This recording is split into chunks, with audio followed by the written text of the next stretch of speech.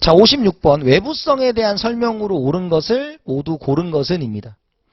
기억, 부의 외부성이 존재하면 시장 생산량은 사회적 최적량보다 많다. 그러니까 나쁜 외부성은 과다니까, 맞죠? 얘를 기준으로 얘가 많다.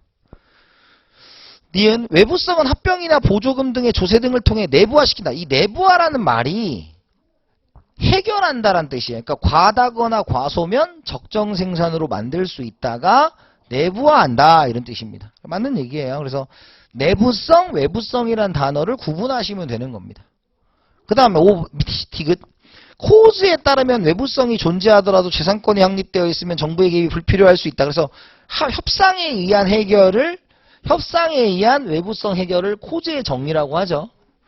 그래서 맞는 얘기다. 다 맞는 얘기입니다. 정답은 5번이다. 이렇게 되는 거죠. 그래서 외부성의 개념. 이것도 굉장히 잘 나오는 거예요. 절대로 틀리시면 안 되는 겁니다.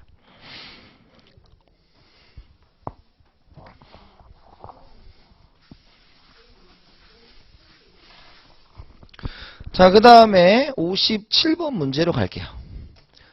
자, 한 시장에 두 기업 A, B가 존재한다. 각 기업은 두 가지 생산 전략 중 L과 H 하나를 선택할 수 있다. 두 기업의 생산 전략에 따른 보수는 다음 표와 같다. 쭉 있죠? 근데 이제 이게 본래 이렇게 쓰는 것도 웃긴데 왜 이렇게 쓰는 거야 도대체? 그러니까 이게 우리가 맨날 보던 표가 뭐냐면 B가 있고 A가 있으면 L, H 그러니까 이러고 있잖아. 우리가 LH가 있고 LH가 있으면 이렇게 쪼개놔서요. 이렇게 쪼개놓고 이게 쪼개놓고요. 1,1 이렇게 쓴 거야. 1,1 그러니까 이게 뭐 되게 대단한 표가 아니고요. 이게 된 겁니다. 뭐 대단한 거 아니에요. 자, 그럼 먼저 맨날 하는 거 있잖아요. 얘가 L을 선택하면 A, B니까 B가 L을 선택하면 L, H 중에서 H를 선택할 거야. 근데 얘가 H를 선택하면 몰라요. 뭘 할지 몰라요. 그 다음에 이번엔 누구 입장에서 B 입장에서 A가 L을 선택하면 L, H 중에서 L을 선택하겠지. 근데 H 선택하면 몰라요. 그래서 얘는 이게 우월 전략이 아니고 내시 균형이에요. 내시 균형. 왜냐면 우월 전략이 되려면 L을 하든 H를 하든 L만 하든가 H를 하든가 이래야 될 거 아니에요. 그게 아니라 얘는 그냥 이게 우월 전략이 아니고 그냥 내시 균형입니다. 자, 그러면 기업 A의 생산 전략 H는 우월 전략이다. 그런 거 없어요. 2번 기업 A와 B 모두 생산 전략 L을 선택하는 것은 내시 균형이다 라는 겁니다. 맞죠? 자, 이제 3번이에요. 우리가 내시 균형이라는 것을 이런 표로도 할 수 있지만 우리가 내시 균형은 안정적 상태예요. 자, 안정적 상태라는 것은 행동을 옮길 요인이 없다.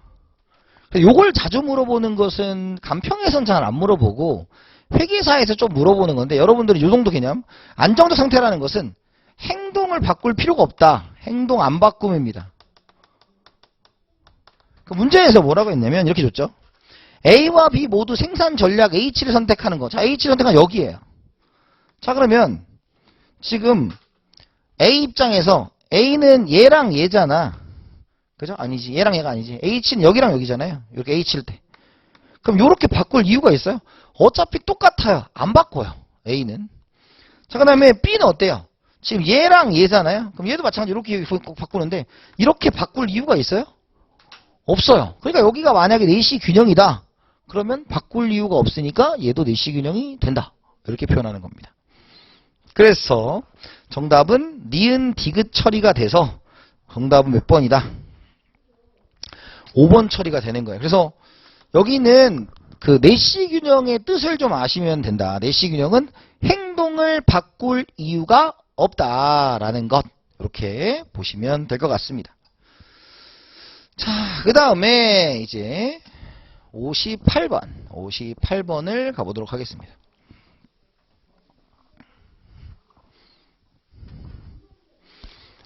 자, 먼저 1번 58번입니다.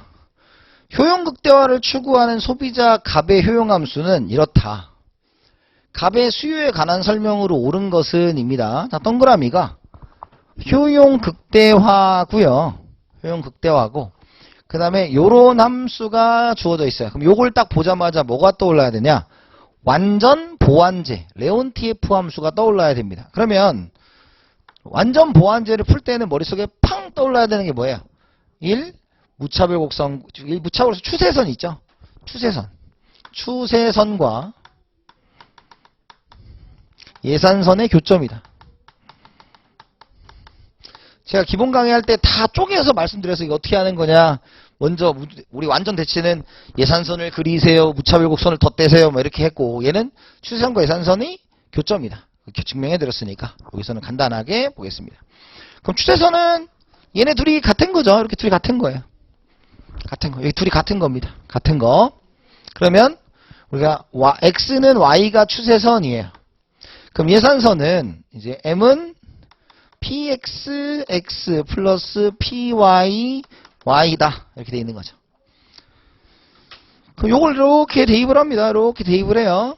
근데 우린 지금 뭐에 대한 얘기만 한다? x제에 대한 얘기를 좀 하는 거예요. 네, x제, y제 뭐 이런 겁니다. 자, 그런데 먼저 할 수 있는 건 자, 먼저 요거 하기 전에 자, 얘는 어때요? 수요의 교차 탄력성이 0이다 라는 겁니다.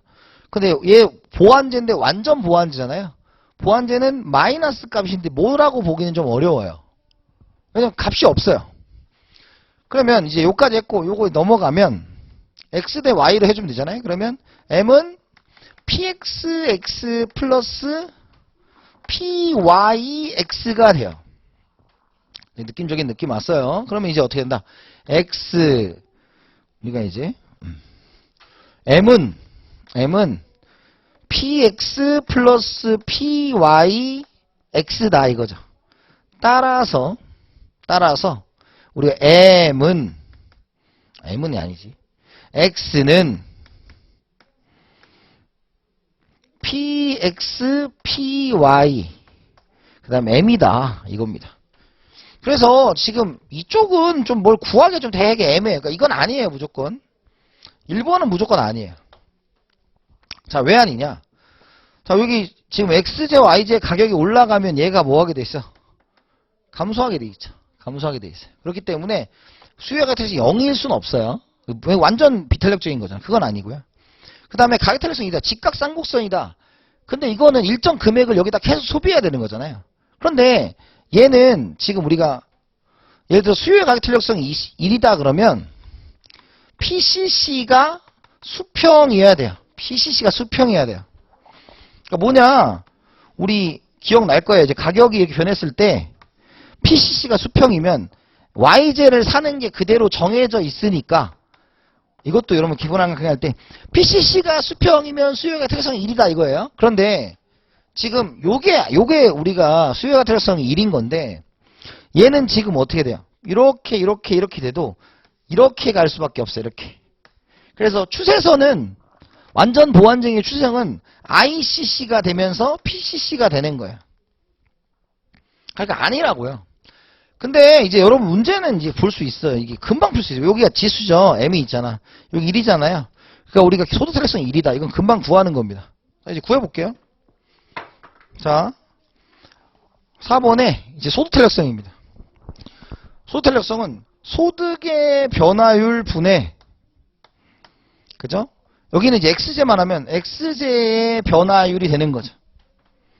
그럼 얘는 델타 m분의 델타 x 그 다음에 x분의 m이 됩니다. 자 보세요. 자 그럼 여기 있잖아. 요거 있잖아. 그럼 지금 우리가 본 게 m은 x는 px 플러스 py분의 m이에요. 그죠? 근데 요거 m으로 미분하면 여기 m이고 얘가 1로 이렇게 빠지는 거잖아. 그럼 얘가 뭐가 됩니까? px 플러스 py분의 1이에요. 자 이렇게 됐죠? 자 그 다음에 자 이거 이제 다시 요걸 넘겨봐요. 그러면 m분의 x는 px 플러스 py분의 1이죠. 근데 여기 x분의 m이잖아. 그럼 뒤집어야지. 그러면 뒤집으면 뭐야? px py 이렇게 없어지잖아. 그래서 1에 1. 근데 이거 할 때 이것도 이제 계산하시면 좋은데 항상 말했어요 제가. 항상 뭐라 했냐면 우리가 지수가 붙어 있으면 얘가 이제 탄력성이다. 이렇게 푸는 겁니다. 그래서 정답은 5번 처리가 되는데 좀 복합적으로 좀 다 알아야 되는 건데 뭐 이렇습니다. 근데 이거는 사실 이렇게 말씀드릴 수 있어요. 이 문체의 형태는 어려운 거야. 왜? 하나만 다 물어봤어요. 근데 우리가 여기서 여러분들 두 개는 할 줄 아셔야 돼. 먼저 첫 번째, 아까 우리가 수요 함수를 px, py분의 m으로 바꾸는 거 있죠? 요거 할 줄 아셔야 돼. 효용 극대화 조건으로 수요 함수 바꾸는 거 요거 할 줄 아셔야 되고, 그 다음에 만약에 이걸 가지고 그냥 5번의 소득 탄력성을 구하는 건 할 줄 아셔야 돼요. 어떤 느낌인지 아시겠죠? 그 두 가지는 할 줄 아셔야 된다 라는 걸로 보면 될 것 같습니다. 자, 이렇게 봤고요.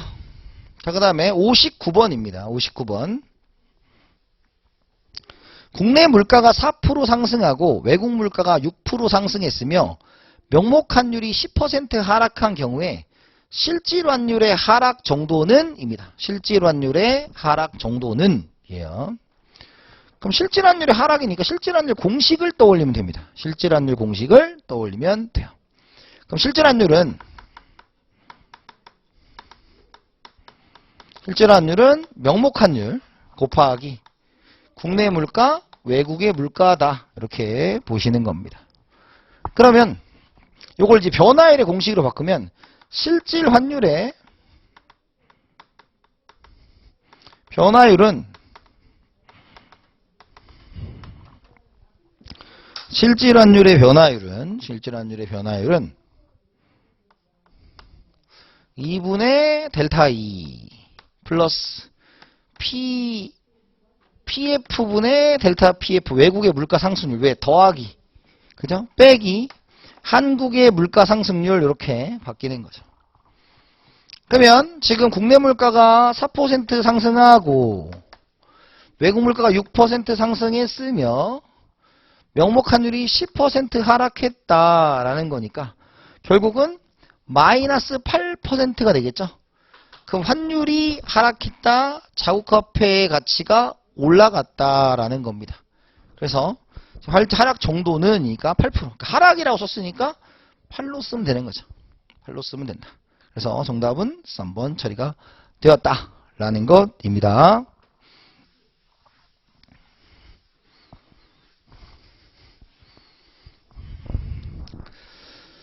자, 그 다음에 60번입니다. 60번. A국은 자본이 상대적으로 풍부하고 B국은 노동이 상대적으로 풍부하나 양국 간의 상품 이동이 완전히 자유로워지고 양 국가가 부분 특화하는 경우 헥셔 올린 모형과 스톨포 세무엘슨 정리에서의 결과와 부합하는 것을 모두 고르면입니다. 근데 뭐 어려운 건 아니고요. 자, 먼저 헥셔 올린 정리는 요소 부존량에 따라서 특화를 한다 이런 개념입니다. 그죠? 자, 그래서 첫 번째 뭐가 된다?